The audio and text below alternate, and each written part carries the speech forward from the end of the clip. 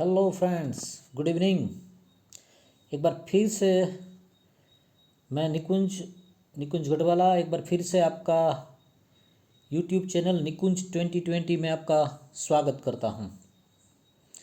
आज का हमारा जो टॉपिक है, सब्जेक्ट है मैनेजमेंट अकाउंट। उसमें हम डिस्कस करने जा रहे हैं कैश फ्लो स्टेटमेंट।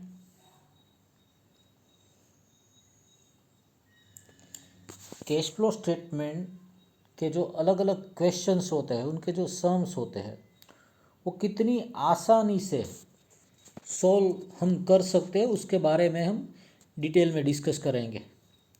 सबसे पहले मैं आपको ये बताना चाहता हूँ कि ये कैश फ्लो स्टेटमेंट की रिक्वायरमेंट क्यों है।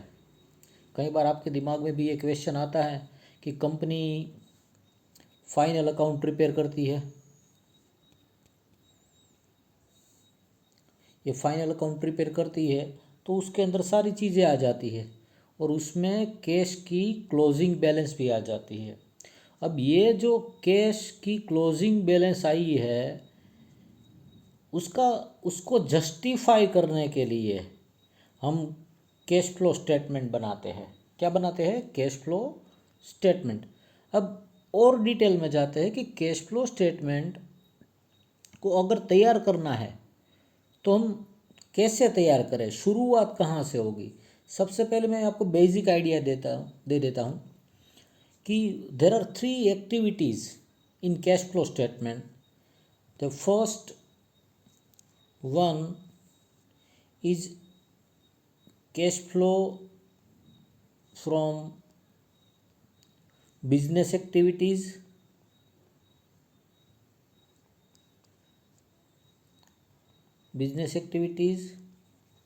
Second, cash flow from investment activities. And third one is cash flow from financial activities. ये हमारा कैश फ्लो स्टेटमेंट इन 3 अलग अलग 3 पार्ट में डिस्ट्रीब्यूट किया गया है। हम जब स्टेटमेंट बनाएंगे तब। अब दूसरा क्वेश्चन कि जब हम ये कैश फ्लो स्टेटमेंट बनाना शुरू करेंगे तो हमें आंसर की शुरुआत कहाँ से करनी है। तो आपको आंसर की शुरुआत जो करनी है वो करनी है आपको नेट प्रॉफिट से। कहाँ से? नेट प्रॉफिट से। तो कि नेट प्रॉफिट आपको कहाँ मिलेगा?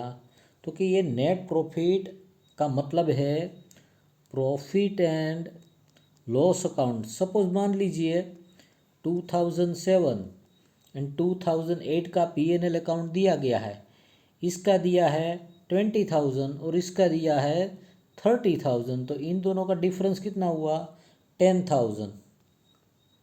तो यहाँ से ये नेट प्रॉफिट से हम शुरू करेंगे। अब ये नेट प्रॉफिट में हम आगे क्या करेंगे? तो उसमें हम ऐड करेंगे non cash expense. Non cash expense में क्या आएगा? डेप्रिसिएशन आएगा, लॉस आएगा, रिजर्व आएगी, प्रोविज़न आएगी। बराबर है। ये जैसे ही ये नेट प्रॉफिट के अंदर आप नॉन कैश एक्सपेंस ऐड कर लेंगे ना, तो अब जो आंसर आएगा आपका वो हमारा कैश फ्लो स्टेटमेंट का फर्स्ट स्टेप होगा और उस आंसर को हम बोलेंगे profit before change in working capital. Profit before change in working capital. तो ये सबसे पहला हमारा आंसर होगा कैश फ्लो स्टेटमेंट के अंदर।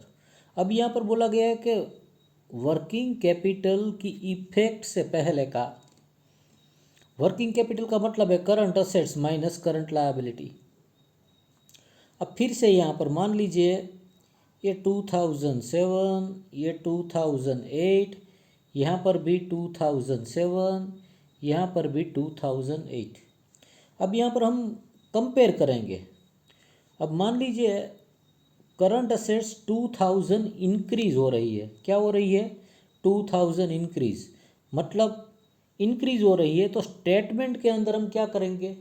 माइनस करेंगे। इसका मतलब है करंट असेट्स अगर इंक्रीज होगी तो स्टेटमेंट में माइनस होगा, करंट असेट्स अगर डिक्रीज होगी तो स्टेटमेंट में प्लस होगा। बराबर, यहाँ पर है माइनस तो यहाँ पर प्लस। और करंट लायबिलिटी में आसान है। क्या आसान है?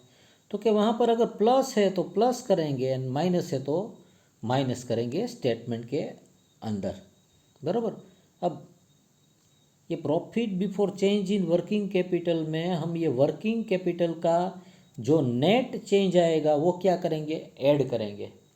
अब उसके बाद वहाँ से हम माइनस करेंगे। क्या करेंगे? माइनस करेंगे। क्या माइनस होगा? तो कि माइनस होगा टैक्स पेड। क्या माइनस होगा? Tax paid. जैसे ही आप ये माइनस करोगे, हमारी फर्स्ट एक्टिविटी है cash flow from business operation का आंसर आ जाएगा। एंड उसके बाद दूसरी एक्टिविटी आएगी बी, वहाँ पर उसे हम बोलते हैं इन्वेस्टमेंट एक्टिविटी। इन्वेस्टमेंट एक्टिविटी में सिर्फ दो ही चीज़ आती है, एक sale of fix asset, sale of investment, purchase of investment and purchase of fix assets. Sale करेंगे तो पैसा आएगा तो प्लस, परचेज करेंगे तो पैसा जाएगा तो माइनस होगा। एंड लास्ट एक्टिविटी हमारी होगी फिनेंशियल एक्टिविटी। तो ये फिनेंशियल एक्टिविटी में issue of equity share, issue of preference share, issue of debenture. पैसा आएगा प्लस होगा, redemption of debenture, redemption of preference share, पैसा जाएगा माइनस होगा, लोन रीपेड, पैसा जाएगा माइनस होगा,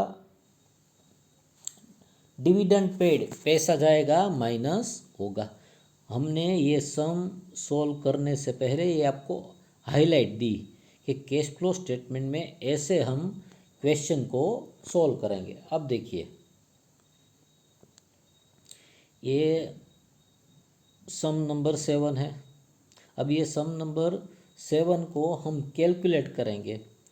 1 बाय 1 सभी चीज़ें हम ध्यान में लेंगे। बराबर है। पहले ए एक्टिविटी, उसके बाद पहले ए एक्टिविटी, उसके बाद बी एक्टिविटी, उसके बाद सी एक्टिविटी, और साथ में उसके जो सभी एडजस्टमेंट दिए हैं ये एडजस्टमेंट को भी हम ध्यान में लेंगे। बराबर है। अब ये देखिए, यहाँ पर हर एक चीज़ को मैं समझाऊंगा। ये यहाँ पर ये आंसर दिया है सभी। बराबर है। और ये लास्ट का हमारा ओपनिंग बैलेंस ऐड करेंगे तो क्लोजिंग बैलेंस में इतना आंसर आना चाहिए। और वही बैलेंस देखिए हमारे बैलेंस शीट में होनी चाहिए। ये है। बराबर है। वो हमें प्रूव करना है, ऐसे रख नहीं देना है। तो चलिए, जैसे मैंने बताया था, शुरुआत कहाँ से होगी? तो कि शुरुआत होगी प्रॉफिट एंड लॉस अकाउंट। ये देखिए, प्लस 10,000, ये नेट प्रॉफिट हुआ, प्लस 10,000, ये देखिए है यहाँ पर रखा हुआ हमने। ये कैश फ्लो स्टेटमेंट है। शुरुआत होगी cash flow generated from operating activity, ये लिखा है। शुरुआत हमने प्रॉफिट से की, नेट प्रॉफिट कहाँ से मिला? ये डिफरेंस मिला। बराबर है। अब 1 बाय 1 हमें जो एडजस्टमेंट दिए हैं उस एडजस्टमेंट को ध्यान में लेंगे और उसकी इफेक्ट कहाँ पर देंगे? कैश फ्लो स्टेटमेंट के अंदर देंगे। अब ये देखिए, एडजस्टमेंट नंबर 1, इन्वेस्टमेंट। इसका मतलब है हमें इन्वेस्टमेंट अकाउंट बनाना पड़ेगा। 16,000 के इन्वेस्टमेंट, कितने के? 16,000 के इन्वेस्टमेंट हमने 17,000 में सेल किए हैं। इसका मतलब प्रॉफिट कितना हुआ? 1,000। प्रॉफिट कितना हुआ? 1,000 हुआ। ये सेल किया हमने, सेल किया मतलब cash account debit to investment, हमारी सबसे पहली एंट्री होगी। पैसा आएगा, पैसा आ गया, इसीलिए इन्वेस्टमेंट एक्टिविटी में हम प्लस करेंगे 17,000 और इन्वेस्टमेंट अकाउंट की क्रेडिट साइड लिखेंगे बाय कैश अकाउंट। बराबर, मैं अभी आपको अकाउंट भी बताऊंगा। बराबर, अब ये हमारे पास प्रॉफिट आया है। कितना प्रॉफिट है? 1,000। प्रॉफिट को हम कहाँ पर ट्रांसफ़र करते हैं? तो P&L एडजस्टमेंट अकाउंट में। कहाँ पर ट्रांसफ़र करते हैं? P&L एडजस्टमेंट अकाउंट में। तो इसको हम ट्रांसफ़र करेंगे P&L एडजस्टमेंट में। एंट्री क्या होगी? तो investment account debit, investment account debit to P&L adjustment. इसका मतलब है इन्वेस्टमेंट अकाउंट की डेबिट साइड आएगा और P&L की क्रेडिट। जब भी हम P&L एडजस्टमेंट एंट्री के अंदर आएगा, इसका मतलब है ये आपको ये इफेक्ट फर्स्ट एक्टिविटी में देनी है। कहाँ पर? फर्स्ट एक्टिविटी में आपको ये इफेक्ट देनी है। बराबर, investment account debit to P&L adjustment, investment की डेबिट साइड और P&L की क्रेडिट, मतलब फर्स्ट एक्टिविटी में ये माइनस होगा। अब साथ में ये बताया गया है an investment were purchase for 16,000, investment were purchase for 36,000। तो ये 36,000 में हमने परचेज किए हैं, तो एंट्री क्या होगी? Investment account debit to cash, मतलब पैसा यहाँ पर गया, हमने परचेज किया इसीलिए पैसा गया, इसीलिए क्या होगा? माइनस होगा। तो ये एडजस्टमेंट में से ये बात हमारी पक्की हो गई। क्या पक्की हो गई? ये देखिए, ये 17 में सेल किया इसीलिए इन्वेस्टमेंट एक्टिविटी में प्लस होगा। ये हमने परचेज किया इसीलिए क्या होगा? इन्वेस्टमेंट एक्टिविटी में 36,000 माइनस होगा। और 1,000 की इफेक्ट कहाँ पर आएगी? फर्स्ट एक्टिविटी में आएगी। बराबर है। अब देख लेते हैं फर्स्ट एक्टिविटी। ये देखिए,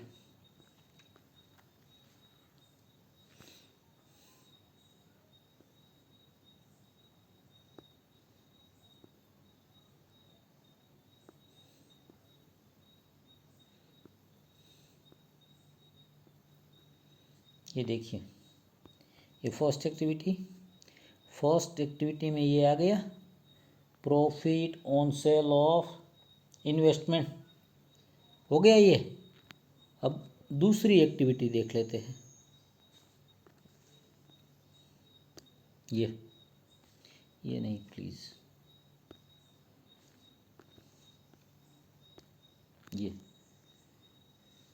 ये देखिए, sale of investment 17,000, purchase of investment 36,000। सेल में हमने प्लस किया है क्योंकि cash account debit to investment, पैसा आया इसीलिए प्लस। परचेज किए, पैसा गया, investment account debit to cash. बराबर है स्टूडेंट। अगर आप ये सॉल्यूशन देख रहे हो, अगर उसके दौरान अगर आपको कोई क्वेश्चन होता है, कोई डाउट्स होता है, कोई चीज़ नहीं समझ में आती है, तो बिना हेजिटेट हुए आप मुझे कमेंट बॉक्स में लिख देना। मैं जितनी जल्दी हो सके आपके क्वेश्चन का आंसर देने की कोशिश करूँगा। बराबर है। तो ये हमने बी एक्टिविटी में ये दिखा दिया, cash flow from investment activity, sale of investment, पैसा आया इसीलिए प्लस, परचेज ऑफ इन्वेस्टमेंट, पैसा गया इसीलिए माइनस। अब ये अकाउंट भी देख लीजिए, कहाँ गया अकाउंट? चलिए अकाउंट मैं बना देता हूँ यहाँ पर। कॉमर्स वाले स्टूडेंट को अकाउंट बनाने में कितनी देर लगती है? बराबर है ना? बहुत ही आसानी से, जल्दी से हो जाता है ना। आप बोलोगे कि हमने तो बहुत सारे बनाए हैं अकाउंट, सिर्फ आप बोलिए, स्पीड से अकाउंट बना देते हैं। ये देखिए, पहले ये सब हम निकाल देते हैं। अब ये इन्वेस्टमेंट अकाउंट बराबर है, ये ओपनिंग बैलेंस, ये क्लोजिंग बैलेंस। ओपनिंग बैलेंस कितनी है 1 लाख, क्लोजिंग बैलेंस कितनी है 1,20,000। Cash account debit to investment हमने 17 में सेल किया था। 1,000 का प्रॉफिट हमने P&L में ट्रांसफ़र किया था। 1,000 का प्रॉफिट बराबर है। और उसके बाद 36,000 में हमने इन्वेस्टमेंट परचेज किए थे। Investment account debit to cash बराबर है। अब ये देखिए, ये हो गया हमारा अकाउंट। अगर आप ये टोटल करोगे, ये है 1 लाख प्लस 1,000, 1 लाख 1,000 प्लस 36,000, तीनों का टोटल हुआ 1,37,000।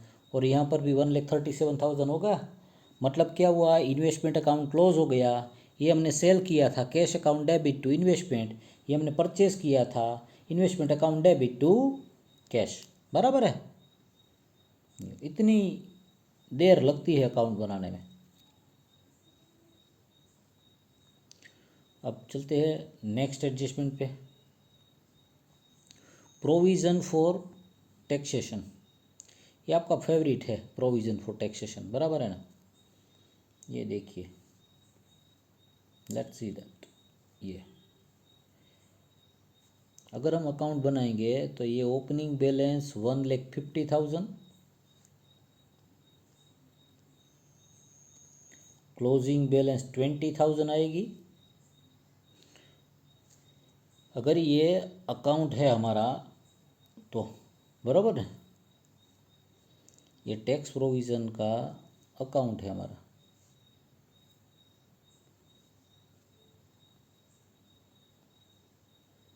टैक्स प्रोविज़न अकाउंट, ये ओपनिंग बैलेंस, ये क्लोजिंग बैलेंस। 20,000 की प्रोविज़न की P&L adjustment account debit to tax provision, तो यहाँ पर लिखेंगे बाय P&L कितना लिखेंगे 20,000। और ये 20,000 की इफेक्ट कहाँ पर आएगी, फर्स्ट एक्टिविटी में आएगी बराबर है। और ये अकाउंट अगर हम क्लोज करेंगे तो ये आप टोटल देखो 1,70,000 और यहाँ पर डिफरेंस आएगा 1,50,000 का, जिसे हम बोलेंगे टैक्स पेड। क्या बोलेंगे, टैक्स पेड, कि मतलब tax provision account debit to cash.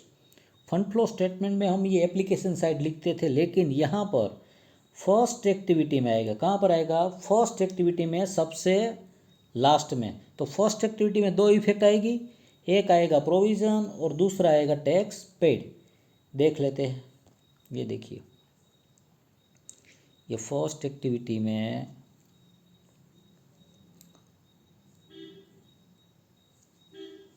ये प्रोविज़न फॉर टैक्सेशन आ गया 20,000।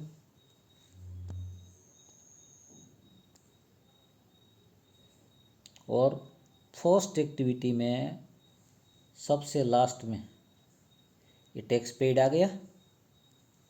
और ये टैक्स पेड फर्स्ट एक्टिविटी ख़त्म होने से पहले ही माइनस करना है। ये हो गया माइनस, मतलब टैक्स प्रोविज़न वो नेट प्रॉफिट में प्लस होता है और टैक्स पेड वर्किंग कैपिटल के बाद हम माइनस करेंगे। टैक्स अकाउंट ख़त्म बराबर है। अब आता है provision for depreciation. Provision for depreciation, ये provision for depreciation, P&L adjustment account debit. 2 machinery account, क्या आएगा, मशीनरी, तो यहाँ पर हमें मशीनरी का अकाउंट बनाना पड़ेगा। अब ये देखिए यहाँ पर हमने ये मशीनरी का अकाउंट बना दिया।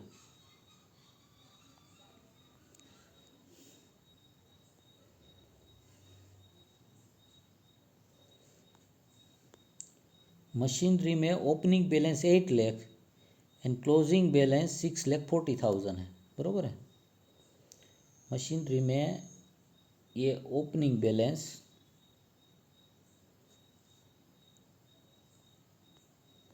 8 लाख,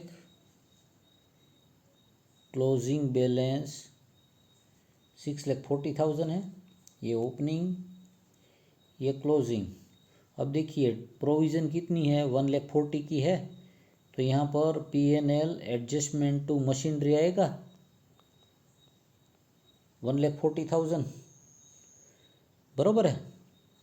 और ये adjustment number 4, during the year machinery of 20,000 sold for 24,000, 24 में सेल किया, cash account debit to machinery, तो यहाँ पर ये 24,000 आएगा मशीनरी अकाउंट की क्रेडिट साइड,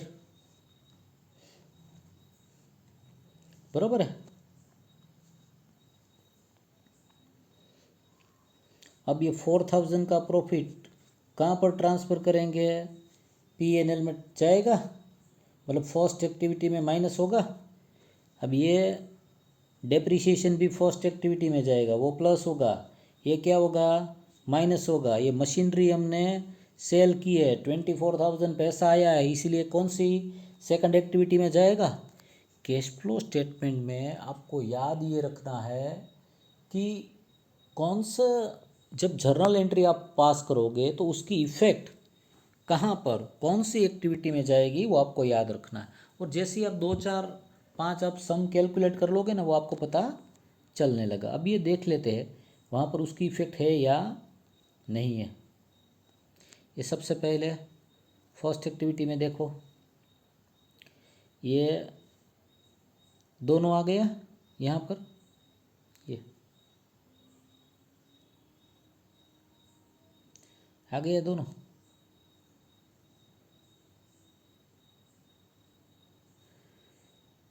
बरोबर। अब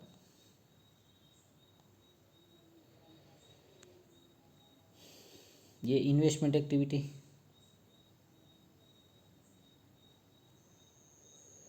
ये देखिए ये तो पहले आ चुका था, ये भी आ चुका था, अब ये नहीं आया, सेल ऑफ मशीनरी, कहाँ पर, cash flow from investment activity में हमने प्लस कर दिया, बराबर है। और मशीनरी अकाउंट क्या होगा, पूरा क्लोज हो जाएगा। ये देखिए अगर दोनों साइड का हम टोटल करें तो यहाँ पर हमारा टोटल आएगा 8,04,000, ये 8,00,000 प्लस 4,000, और यहाँ पर ये 6,40,000 प्लस 140, तो 780, 780 प्लस 24,000, तो 8,04,000। तो ये अकाउंट भी क्लोज हो गया, बरोबर है। जल्दी से मैं ये एंट्री आपको फिर से एक्सप्लेन कर देता हूँ और उसकी इफेक्ट कहाँ कहाँ पर आई वो। सबसे पहले हमने डेप्रिसिएशन की प्रोविज़न की, तो क्या होगा, उसकी एंट्री क्या होगी, P&L adjustment account debit to machinery account 1,40,000। First activity में हमने ये प्लस कर दिया और मशीनरी अकाउंट की क्रेडिट साइड लिख दिया था।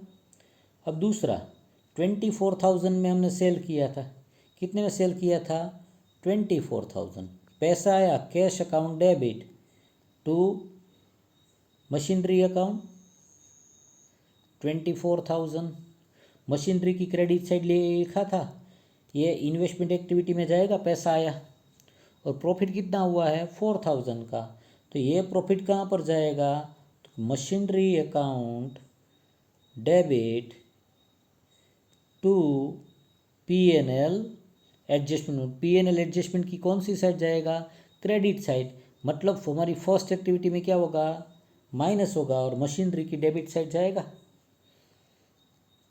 क्लियर? ये हमने रिपीट कर दिया। और जर्नल एंट्री से शायद आप मेरे ख्याल से जल्दी से आपको चीज़ें समझ में आएगी। अब आता है डिविडेंड पेड। डिविडेंड पेड तो उसकी दो एंट्री होती है, दो इफेक्ट होती है। एक तो P N L adjustment account debit to dividend account, to dividend account and dividend account debit to cash. बराबर है। अब देखिए डिविडेंड तो चला गया, पीएनएल की डेबिट साइड मतलब फर्स्ट एक्टिविटी, और पैसा गया, और डिविडेंड हमारे लिए फाइनेंशियल एक्टिविटी में आएगा मतलब थर्ड एक्टिविटी में आएगा। देख लेते हैं, लेट्स प्रूव दैट। ये देखिए ये है यहाँ पर प्रोविज़न ऑफ डिविडेंड, और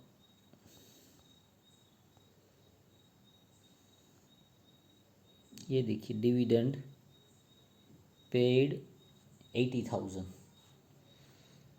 बराबर है। अब ये देखिए 1 बाय 1 ये सभी चीज़ें आ गई है।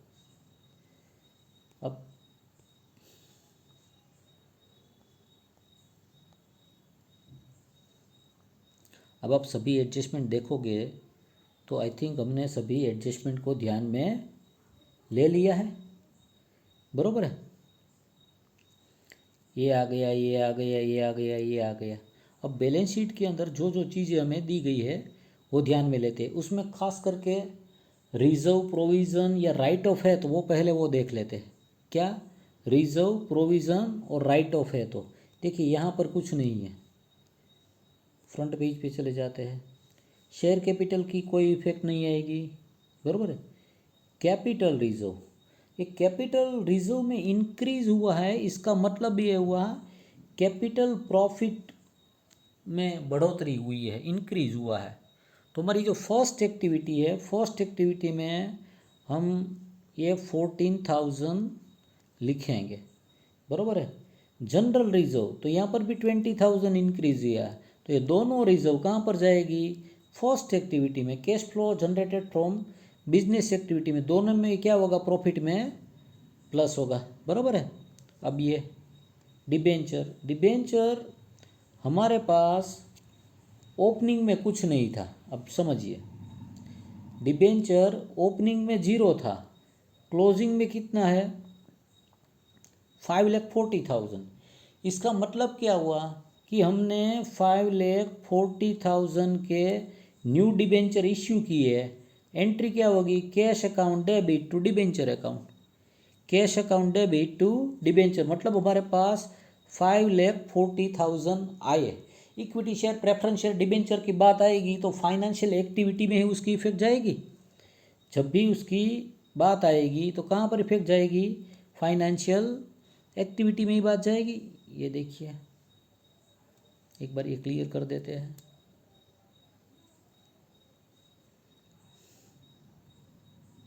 अब देखिए ये डिविडेंड पेड तो आ गया था, ये इश्यू ऑफ डिबेंचर भी आ गया।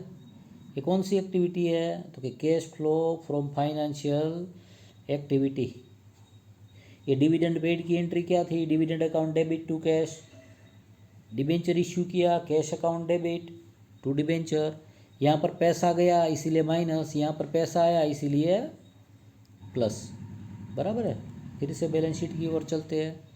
बैलेंस शीट की ऑलमोस्ट हम सभी चीज़ों को हम ध्यान में ले रहे हैं।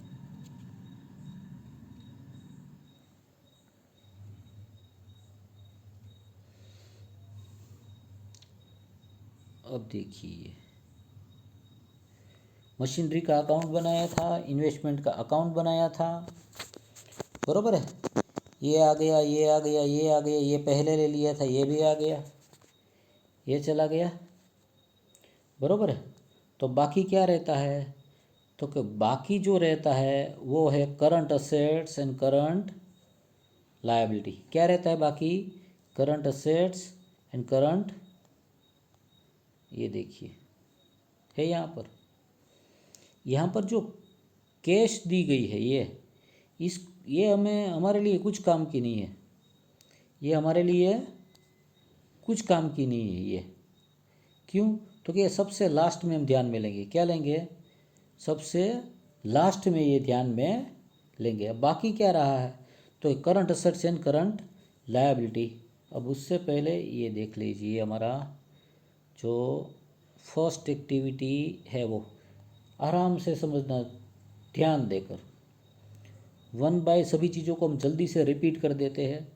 शुरुआत हमने नेट प्रॉफिट से की, इन्वेस्टमेंट का प्रॉफिट आया हमने माइनस किया, टैक्स प्रोविज़न हमने प्लस की, डेप्रिसिएशन की प्रोविज़न प्लस की, मशीनरी का प्रॉफिट इसकी तरह ही हमने माइनस किया, डिविडेंड की प्रोविज़न आई, प्रोविज़न रिजर्व की आई और कैपिटल रिजर्व आया। तो ये प्रॉफिट के अंदर ये सब कुछ प्लस माइनस होगा, तो हमारी जो फर्स्ट एक्टिविटी है, हमारी फर्स्ट एक्टिविटी में फर्स्ट स्टेप का आंसर आएगा। क्या आएगा, फर्स्ट स्टेप का आंसर, ये देखिए, ये profit before change in working capital. क्या आया, profit before change in working capital. मैं फिर से रिपीट करता हूँ, क्या आंसर आया, profit before change in working capital. बराबर है। अब यहाँ से कौन सा प्रॉफिट है, तो कि वर्किंग कैपिटल से पहले का। तो इसका मतलब है, इसका मतलब क्या है, तो इसका मतलब ये है कि अब हमें वर्किंग कैपिटल की इफ़ेक्ट देनी पड़ेगी। किसकी इफ़ेक्ट देनी पड़ेगी, वर्किंग कैपिटल की इफ़ेक्ट देनी पड़ेगी। अब वर्किंग कैपिटल के बारे में एक बार फिर से मैं आपको रिपीट कर दूँ, current assets and current liability. क्या है, करंट असेट्स और करंट लायबिलिटी। करंट असेट्स अगर प्लस होता है, इंक्रीज होता है, तो स्टेटमेंट में माइनस होगा, और करंट असेट्स माइनस होती है तो स्टेटमेंट में प्लस होगा। और करंट लायबिलिटी प्लस का प्लस एंड माइनस का माइनस होगा। अब बैलेंस शीट में देख लेते हैं, बाद में यहाँ देखेंगे।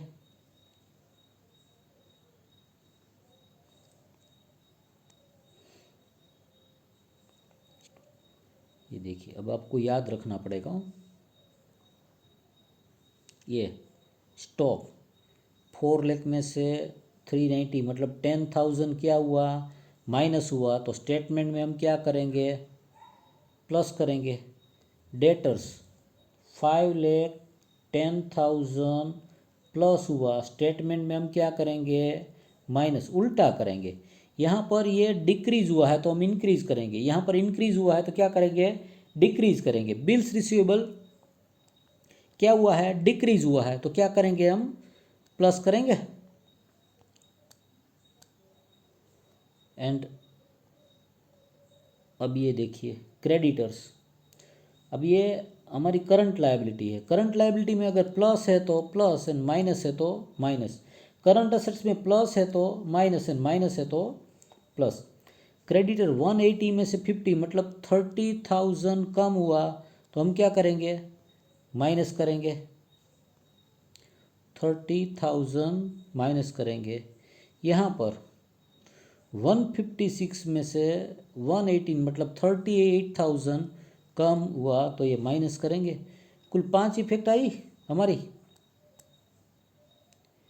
अब ये देखिए, ये स्टॉक डिक्रीज हुआ था तो हमने यहाँ पर प्लस कर दिया। ये डेटर्स इंक्रीज हुआ था, यहाँ पर माइनस कर दिया। बिल्स रिसीवेबल डिक्रीज हुआ था, हमने प्लस कर दिया। क्रेडिटर्स डिक्रीज हुआ था। ये देखिए, ये दोनों, ये डिक्रीज तो डिक्रीज, प्लस तो प्लस। अब ये सभी का टोटल ये 5,18,000 हुआ। बरोबर है। अब ये तीन चीज़ें, ये देखिए, एक ये है 2,79,000, ये 5,18,000 और ये टैक्स पेड। अब तीनों का क्या होगा, टोटल होगा। अब ये टोटल आएगा, वो हमारी फर्स्ट एक्टिविटी का आंसर होगा, बराबर। 279 वो प्लस है, ये माइनस है, ये भी माइनस है, तो हमारा आंसर फर्स्ट एक्टिविटी का क्या आया, 3,89,000 माइनस आया। क्या आया, 3,89,000 माइनस हुआ, बराबर है। अब ये काम आसान हो गया क्योंकि ऑलमोस्ट सभी वर्क हम कर चुके हैं। अब देखो आप, ये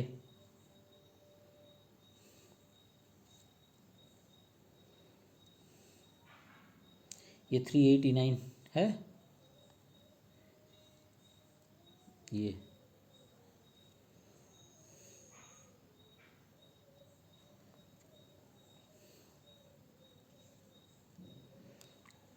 यहाँ पर ये मैंने रिपीट किया है, ये फर्स्ट एक्टिविटी का आंसर है। अब ये हमें मिलेगा ये सेकंड एक्टिविटी का आंसर, और ये सेकंड एक्टिविटी का +5,000 कैसे आया, तो कि 17,000 आया था, 24,000 आया था, 41 हुआ, उनमें से 36 माइनस किया तो +5,000 आया। ये हमारी सेकंड एक्टिविटी का आंसर। और तीसरी एक्टिविटी में सिर्फ दो ही चीज़ें थी, तो यहाँ पर आया 4,60,000। अब ये और ये इन तीनों का टोटल होगा, इसीलिए यहाँ पर हमने लिखा है net change in cash flow A + B + C, तो ये 76,000 आ जाएगा। ये 76,000 में अब हम प्लस करेंगे ओपनिंग बैलेंस ऑफ कैश, और ये ओपनिंग बैलेंस ऑफ कैश होगी, तो हमें आंसर ये हमारा क्लोजिंग बैलेंस ऑफ कैश 3,94,000 आया। अब देखिए,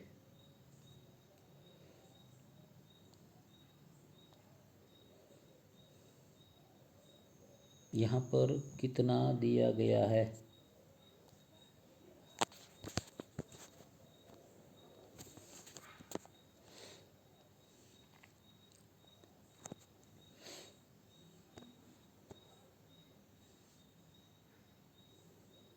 ये अगर सब कुछ हम निकाल दें, ये है, इसका मतलब क्या हुआ कि आप लोगों ने जो भी कैलकुलेशन किया वो सही था, बराबर है। यहाँ पर जो अकाउंट ड्रॉ किए गए नहीं है, मैं वो आपको भेज दूंगा। अब मेरे ख्याल से आप समझने की कोशिश करेंगे, जो समझने आए वो मुझे बताना, हम दोबारा समझाने की कोशिश करेंगे। जब तक आपको समझ में नहीं आए आप क्वेश्चन करते रहना, हर एक चीज़ का आपको आंसर मिलेगा, बराबर है। आप सभी से रिक्वेस्ट है, जो भी स्टूडेंट हमारे साथ पढ़ रहे हैं या दूसरे लोग जो पढ़ रहे हैं आपके कांटेक्ट में, उन लोगों को ये लेक्चर फॉरवर्ड कीजिए, वो क्या बोलते हैं, शेयर कीजिए एंड सब्सक्राइब कीजिए। मेरी ओर से आप बोल देना सभी लोग, बराबर है। शुक्रिया, चलो कल फिर से मिलते हैं एक नए क्वेश्चन के साथ, नए सम के साथ। Thank you very much. साथ में चलो एक बीच में बात याद आ गई, जो लोग शायद नए जुड़े हैं वो इसका कैश फ्लो स्टेटमेंट का हमने प्लेलिस्ट बनाया हुआ है। अब प्लेलिस्ट में जाके यूट्यूब चैनल पे, वहाँ से ये जो सभी सब मैंने कैश फ्लो स्टेटमेंट के दो अलग अलग प्लेलिस्ट बनाए हुए हैं, एक cash flow statement with explanation, तो वहाँ पर से आपको सभी सम का एक्सप्लेनेशन मिलेगा। ओके, शुक्रिया।